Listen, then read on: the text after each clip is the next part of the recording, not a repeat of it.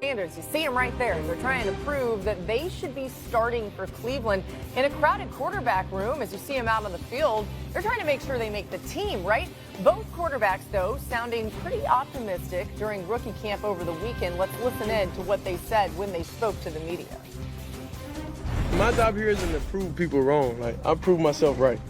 And I fully have self-belief, you know, and what those people say, that's just their opinion. So I don't truly care. They don't really live in my mental space about that type of stuff. It really doesn't do anything for me.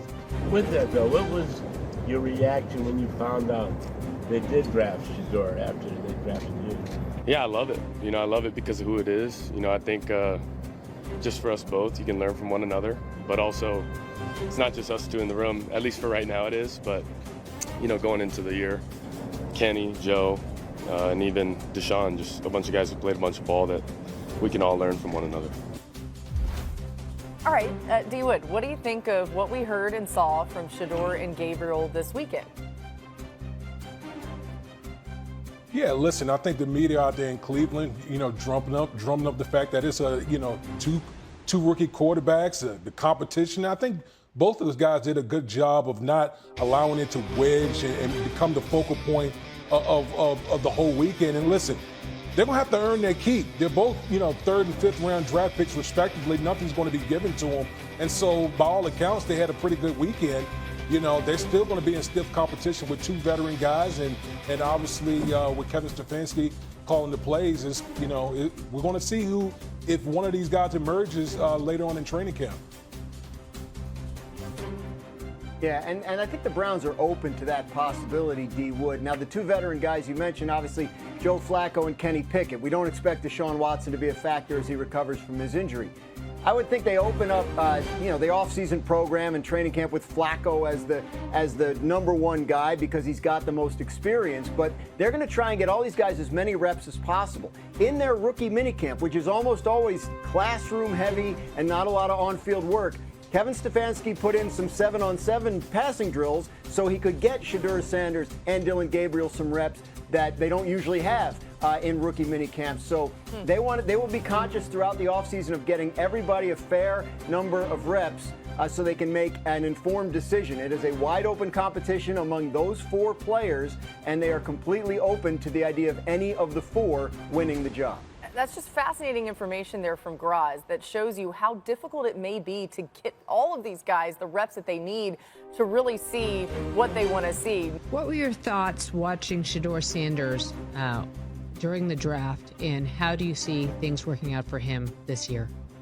There's a thing called homiletics, teaching and preaching. It means you use one letter to bring the subject, to bring all the subjects. I was both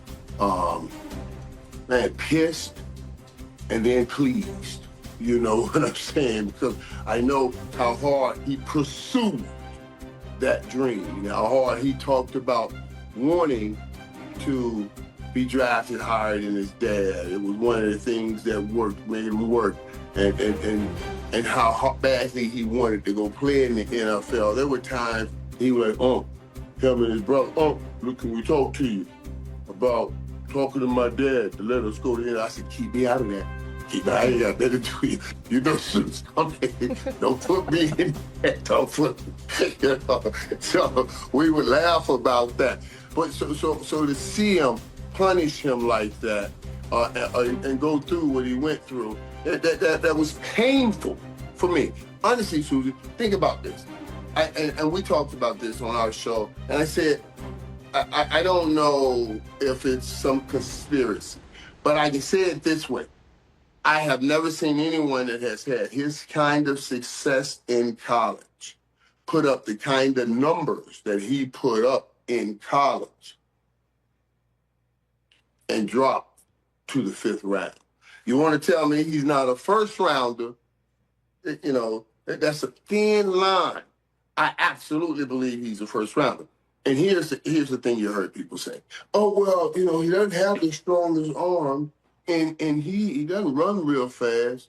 Eli Manning, doesn't have the strongest arm, and he does run real fast. And he was the first pick in the draft. In the GOAT of all GOATs, God knows he doesn't have the strongest arm. And God really knows he can't run at all. You know what I'm saying? That's Tom Brady. So what we need to learn is, yeah, physical capabilities are important, but your ability to play it in big moments and in big time games and make those big plays are the most important thing. And that's playing football shoulders up. And that's what I saw in Shedeur all the years of watching. And now he'll get a chance to do it. I thought he'll have a different approach coming into the NFL, because everywhere he's gone, he had to work his way up from the bottom. All they did by doing this, even though it was painful to watch him drop, I was pleased with how he handled it. They gave him that same start again. He'll start from the bottom and climb his way up, and he'll make it work. I can't wait. What if he wins the starting job this year? Well, I mean, then what is everybody going to say? Cleveland was brilliant, or was the rest of us smart-ass dummies, and we missed it? Yeah, because he basically has had a great minicamp. In early May, he was out there competing, and we all know that it's Joe Flacco, Kenny Pickett, Dillon Gabriel, and himself as Deshaun Watson rehabs. But even so, you're absolutely right. I mean, is this another one like Colleen? You can jump in if you want, but like, I think it's just an interesting question. Will they look brilliant, or will they just look lucky? Yes, will Cleveland look brilliant? I think that is something that could actually happen. No one has ever said that, ever, in the history. The quarterback race in Cleveland, we saw guys get out there, wing it around a little bit. We even heard from the two rookies in front of a microphone. What are you hearing out of Cleveland first blush with this situation, Tom? I would start here. The pick for the Browns was Dillon Gabriel. That was the quarterback they targeted. That was the guy they took in the third round. That absolutely was Kevin Stefanski's guy. It sounds like that was also Andrew Berry's guy. The Shedeur Sanders pick was because you're in the fifth round and you've got a guy who certainly has higher than fifth round talent. Again, it's a dart throw. You're taking as many bites at the apple as you possibly can and hoping that one of these guys works out. Why not take a stab at a guy in the fifth round? You know, you've got Kenny Pickett there. You've got Joe Flacco there. I would say just going into this, you would say Joe Flacco has the leg up because the coaches know him, because he knows that system. He's functioned in that offense before. Kevin Stefanski's gone to the playoffs with him. He knows that he can trust Joe. Realistically, Joe's probably not starting 17 games this year. You know, he's been a very durable quarterback through the course of his career.